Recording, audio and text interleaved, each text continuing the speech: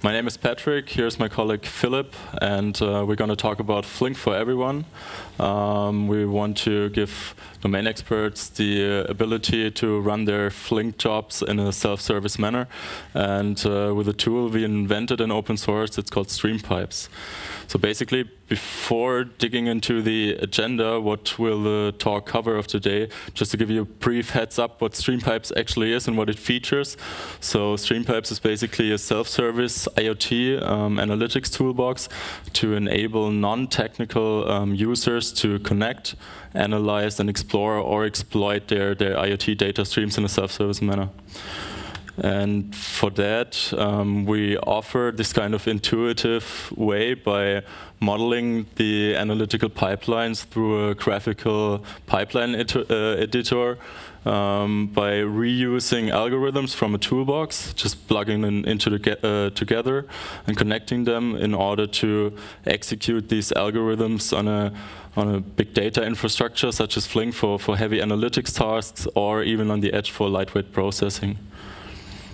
So one slide about us. So basically, we're a core team of 3 people. So there's Dominic, who isn't here with us today.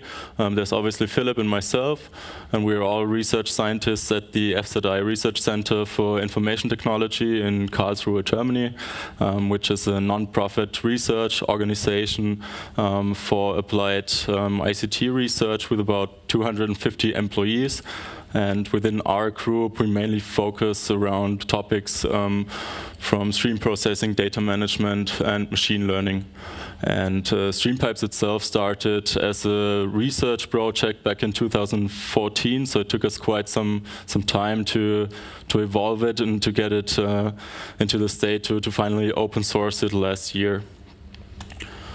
So coming to the agenda, we split our talk in 3 main parts. So basically, I want to start with a small introduction for the motivation of StreamPipes and the need for self-service IoT data analytics. Then start digging a little bit deeper into the technical overview of our architecture and how everything works. So we want to show you 2 demos, so hopefully everything runs smoothly. And last but not least, we want to give you a summary of lessons learned with Flinks and how to get started with StreamPipes. So the need for self-service IoT analytics nowadays, like arising IoT-driven use cases in domains such as manufacturing often demand for continuous integration and processing of sensor data in order to derive time-critical and time-sensitive actions. Like even though we see a lot of standardization nowadays going on with protocols such as MQTT or like OPC-UA, still the real world isn't there yet. So we get proprietary protocols, we get a lot of sensor data or even data coming from production plants on a shop floor level that we somehow need to integrate in order to derive these actions to get a bigger picture and to harvest these informations that are within these data streams. So typical application scenarios that we see are focusing around these 3 major topics. So basically, the first one is just like continuously monitoring your data. So basically the dashboard itself, where you connect to your sources, you visualize them, and you monitor the harmonized data in a certain centralized dashboard. But obviously, like nowadays, it's not really feasible to spend some time, like 24/7 a day, to watch a dashboard in order to identify some abnormal events or processes going on in your manufacturing shop floor. So that's like where we have this shift towards more this kind of situational awareness, where we try to use either rule-based or machine learning-based decision support in order to notify the engineer or the domain expert that something's like not behaving as it should be behaving. And the third part is continuously harmonizing the data, pre-processing the data right where it originates, where it's generated, right at the edge, for example, in order to transform it and pump it into third-party systems like databases. So StreamPipes, as I said, is an open source framework that should enable domain experts to easily manage their IoT data by themselves by focusing on these three main topics, like the data access, analytics, and exploration parts. And we're going to dive into like each of these parts in a little bit more detail later on. But for now, we provide the domain experts with generic and specific adapters to access the data. These could be standard protocols such as MQTT or OPC-UA, or more specific ones right for the use case itself, so that you don't need to re-implement all these kind of code for further purposes. Then we got various kind of analytics pipeline elements used for pre-processing, like simple ones, or filters and aggregations, and ranging to more complex ones such as pattern detection or machine learning-based algorithms. And last but not least, the data exploration part. So we're just right now working on getting the Data Explorer right into our StreamPipe solution as well, where like you can visually explore the data that has been pre-processed in order to, for example, tag certain data streams and tag them and label them where abnormal behavior was recorded and where normal situations were recorded. So a little bit more into technical deep dive itself. The high-level overview of the architecture is basically evolving around this kind of event-driven architecture with a central message broker in between. And we have a lot of microservices floating around this ecosystem. So starting from the data source itself, we got the various adapters within StreamPipes Connect that I'm going to show you later on in the demo. Just getting the data right into a system, pre-processing them right at the edge where the data origins, and sending them to the central message broker. Then we get the streaming engines that can run single host or distributed, such as in a Flink environment, or geo-distributed as well. Then we get the analytics and microservice stacks, where we provide these individual and different pipeline element containers that are running different kind of algorithms inside. And then facing towards the user itself, the end user, is our graphical StreamPipes UI with a central component of the pipeline editor. So now coming to the data access part, we provide something that is called StreamPipes Connect in order to easily get the data into the system to work with it. And therefore I got a little example here. So let's just consider we got a stream of data, and it's like temperature data with a certain timestamp, and those are the raw data that we get from like, let's say, an MQTT source from a temperature sensor. And internally we use some kind of semantic representation in order to enrich these kind of raw data that is flowing through the system by these three components here with a schema description, and the quality description, or like the grounding of the data itself. So for example, the temperature itself, we have a semantic type for that, saying that it's a temperature value, an actual temperature value, or that we got some measurement unit of degrees Celsius and not Fahrenheit. So that is basically used to describe the data stream in order to use that kind of information later on when we connect these various algorithms together, so that they have this kind of consistency checking in between, so that they're feasible. So maybe there is a quality criterion, such as the temperature need to be in the temperature range between 0 and 80 degrees for the for your algorithm to work. And these could be various quality criterion, such as frequency as well. So under the hood, it's basically StreamPipes Connect is basically a master-worker architecture where workers can either run in the cloud or right at the edge in order to apply these processing rules right where the data generates and then sends the harmonized data back to the central messaging system where it's then further used by algorithms that are then deployed in Flink. So coming to the first demo, so obviously, as I said, some first step is just connect the data and visualize it in a dashboard. And normally, it's quite hard to travel with this kind of multi-tank system that we're using here for the demo. So for that purpose, we wrote a small app that is just generating data here from my phone. So hopefully the Wi-Fi connection is working. And we want to get these sensor information via MQTT, and I'm going to show this in detail in the StreamPipes UI, how to build a small adapter, how to aggregate the data, and then how to visualize it in the UI itself. And for that, I'm going to switch to StreamPipes. So let's see, it's running in Azure. Yeah. So basically what you see here, is it readable for everyone?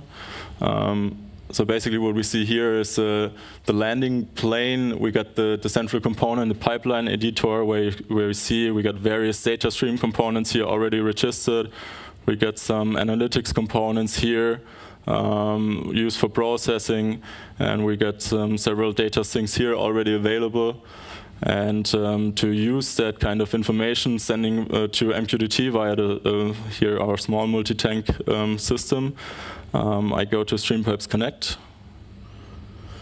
And what you see here are these various already mentioned components that are available to get data streams or even data sets into the systems.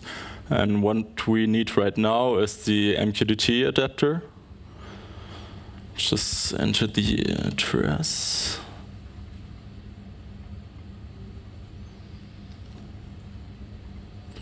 So on the Azure instance, we got an MQTT broker running. Please don't send any other topics on it. Okay, what happens then in the next step, once we configured this kind of broker settings, the user has to select like what kind of format the data is expected to arrive. So it's JSON in that case.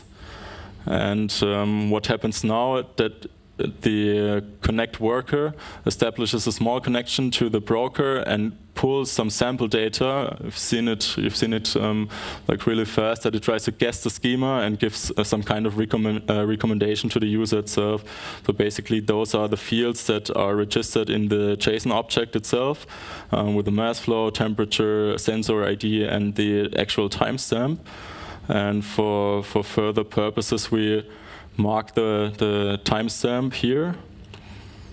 And it would be even possible to further add some static value event, fields to the event as well. And just name it flow rate sensor. And start the adapter. So now you can see it's gathering live feed from the MQTT broker where the values are changing. And now let's head back to the pipeline editor to aggregate the data, because normally in these kind of situations you're facing noise or you're facing some kind of jitter in your sensor measurements. So that's why you want to aggregate the data over a certain time window, for example. So we just drag and drop the no, it's this one, flow rate sensor that we just created. Go over to the algorithms toolbox and connect the aggregation. And by simply connecting them together, user can enter like their preferences to configure this kind of job.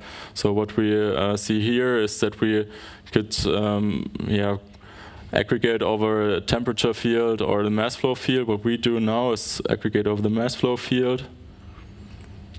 Want to create an average over a time window of, let's say, just output frequency every second and a time window of 5 seconds. And to simply visualize the results, we add a dashboard sync, which is an internal sync, so we will see it in the StreamPipes dashboard, and give it a name. Let's say demo 1. Save, Flink forward demo 1, and start the pipeline. And in the background now, like all these different components that are registered already are triggered, and then the pipeline is started in a couple of seconds, as you can see here. And we got 2 components involved, the aggregation service and the dashboard sync, that you can see are running geographically distributed now in Docker containers. And in Flink, we see that for 19 seconds the job was deployed. We see the setup of the job, and then can go back to the UI, where you see other pipelines already running and pushing some data to some visualizations. And we see here that we got a demo 1 from Flink forward, and just simply plotted in a line chart. Aggregated values already selected, and let's just say plotted in a range of 1 to 10, or 0 to 10, sorry. And now the data should arrive, so I could basically increase the slider here, so we should see an increase in the value here, and that's some kind of maybe potential abnormal behavior that we want to identify and further notify the domain experts. So with that, I'd like to switch over to Philipp. So also hello from my side. So Patrick showed you before how you can connect new data into the system and how easy it is actually to also connect machines, which has also low-level protocols.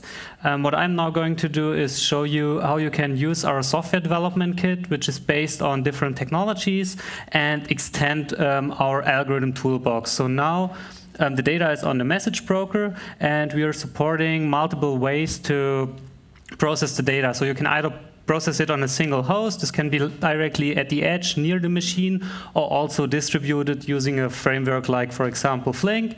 And then we have our analytical microservices, which have the individual services and using those technologies. So in the beginning, I want to show you our Extensible Toolbox.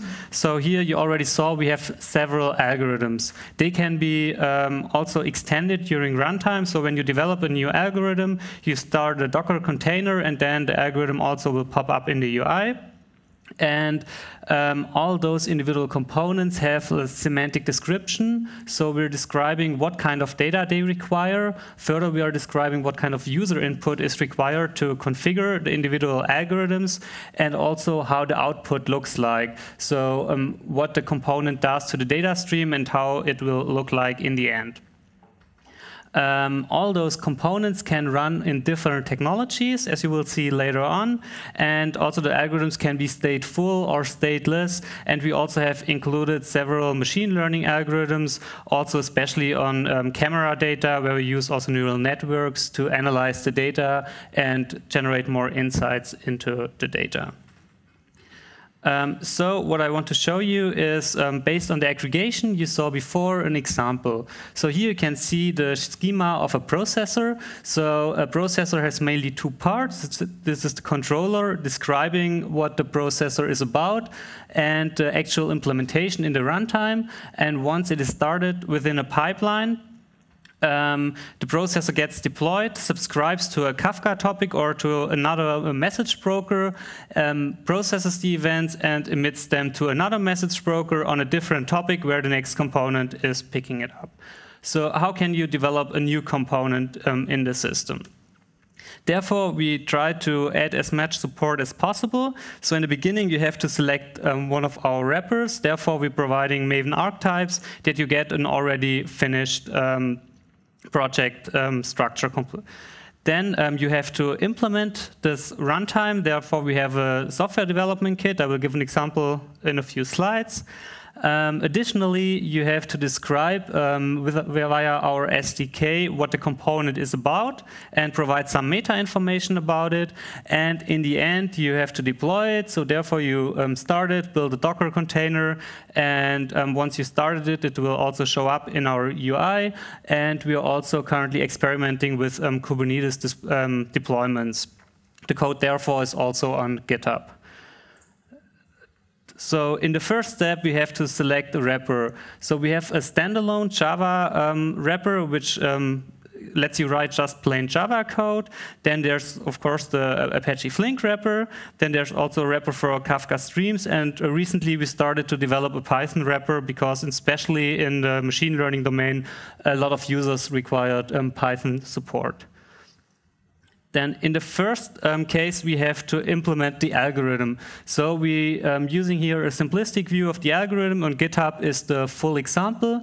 But here you see the idea. So you have the aggregation program. We enter the parameters. This is a pocho where all the parameters that the user configured within the user interface are stored in. And for debugging, you can also use a Boolean. So we are starting a local Flink cluster to develop and debug your code. And then in the get application logic is the interface where the actual algorithm happens then. So in here, we are entering a data stream. This data stream is created by the wrapper, like reading the data from the message broker. And in here, it's then the plain Flink API. So we want to perform an aggregation with a time window. So we get the window size from our user configuration and also the output frequency. Additionally, then we want to apply the aggregation function in it. So we get the aggregation type which the user configured and also on which property the aggregation should be performed on. And this job is later on then deployed within the cluster. To provide the meta information, you have to give three kinds of information. The first one is the input requirement, so what kind of schema we are expecting. Also, what kind of quality the data needs to have, like, for example, what must be the minimum frequency of the data, and also the protocol and format. Those protocol and format don't have to be fixed. So during runtime by our pipeline manager, they are negotiated by the provider, data stream provider, and the processor.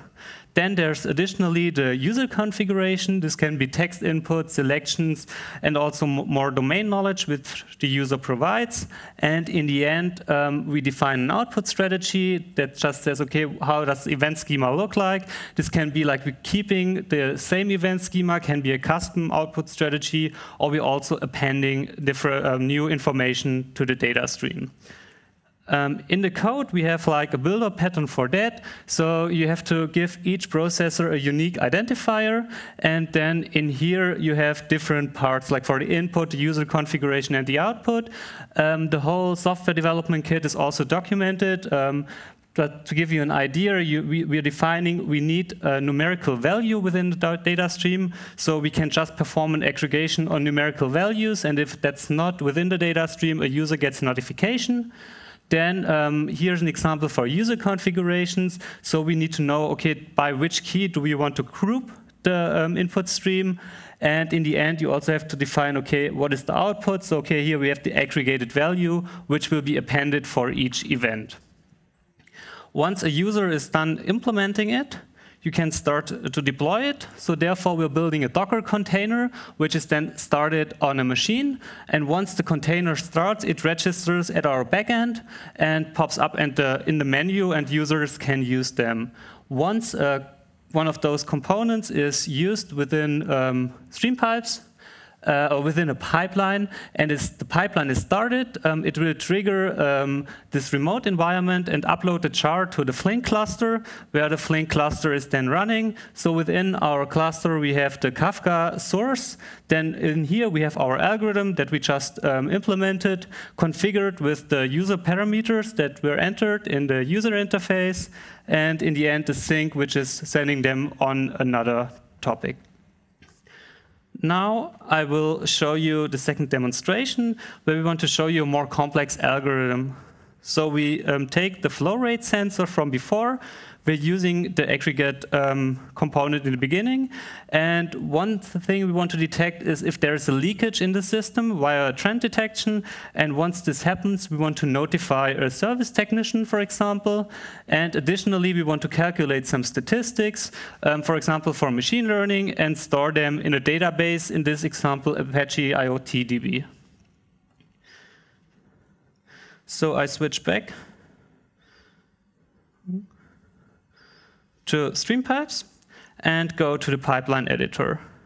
So in the first step, I again select our flow rate sensor from before and connect it to the aggregation function. Once I connect them, the configuration menu pops up, and this menu is according to the configuration I showed you before in our SDK. Then I want to use the mass flow. Don't want to group it, want to build the average of a time window.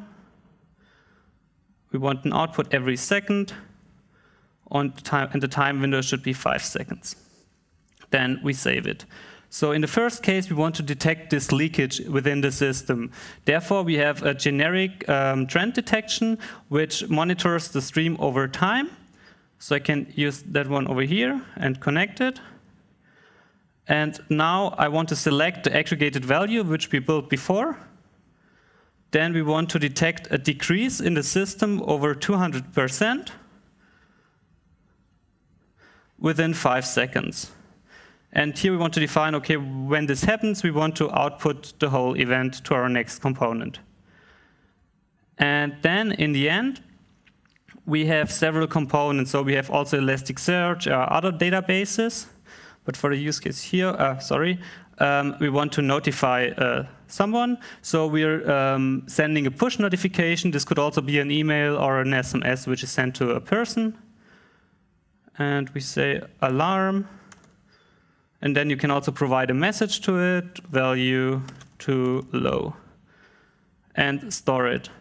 So additionally, we want to calculate some statistics over our data stream and store it. Therefore, we're using the statistics component and connect it to our aggregation function. And in here, we also have to use the aggregated value before. The timestamp is already selected. We want to group it by our sensor ID. We want to calculate the statistics over 10 seconds and store this as well. And then in the end, we're using the database and connecting it. And here we have to provide the host name, which is IoT-DB, since everything is currently running in Docker. Then we need a name, flow rate, and we also have to provide the user for the database, which in this case is the standard user. And now we're done modeling the pipeline, and we can execute it again. Therefore, we store it.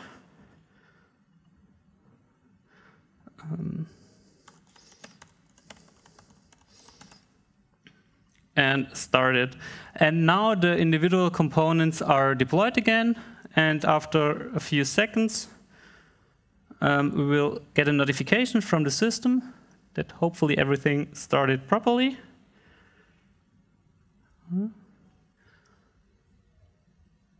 So what currently is happening is that a request to all the individual services is sent to start processing the data. So this might take a bit.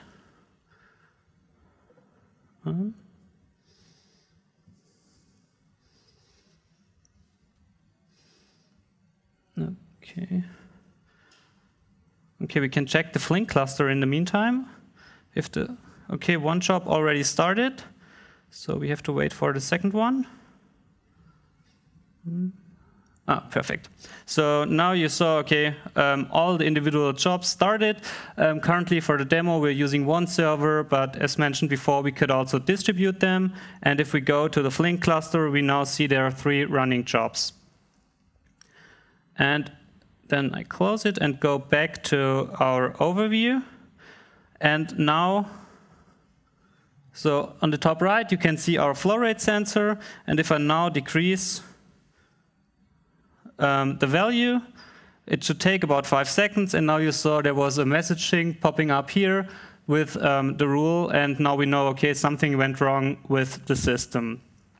Additionally, we stored the data in our database. So if I go up here, so here we have the IoT-DB console, and if I enter show time series, we see that there's a new time series, and when I select the data,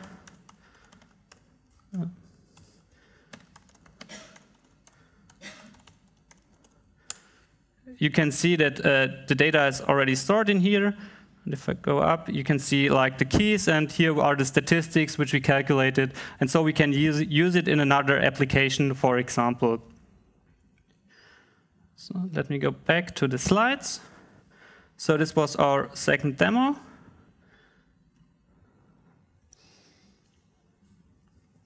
So, and I want to finish with lessons learned and how you can getting started by using our system. So first of all, we really like Apache Flink. We use it now for a couple of years, especially for the bigger tasks. And the main reason is big data streams require for scalability. Then further, the remote environment made it quite easy for us to deploy jobs from our software within to Flink and also monitor them. Then it provides a clean and intuitive API, which enables a fast processor development, and is also quite simple to set up, and especially with the mini cluster on your computer. And then once you're done, you just exchange the environment and can deploy it. And all this code is wrapped within our wrapper, so the user just has to set one flag to distinguish between development and deployment. Then further, it's easy to configure and monitor, and it also integrates very good with Apache Kafka, which we are mainly using as a broker. So then, in the end, how can you use StreamPipes? So StreamPipes is completely open source under the Apache license. So you can download an installer from GitHub, where we're providing a command line interface, which you can use to start all the Docker containers. And then you can finish the installation in the browser and use the system directly. So, and what we are currently working on is, on the one hand, data access. So we're working on more metadata recognition so that we support, give more user support for that, and also using more low-level systems, like, for example, with PLC4X. We're working together with them so we can directly connect to PLCs on a machine. Additionally, we're working on data analytics and harmonization, so like how we can prevent failures, or how can we recover from failures. Then I mentioned the Python wrapper before, and also we're working with auto machine learning to ease the analytics of the data. And we're also building a historic data explorer that people can also look at old data. And we are extending the whole system towards the edge so that we can leverage all computers which you usually have in an infrastructure. Cool. Well, thank you very much, Philipp and Patrick. Thank you. Thank you.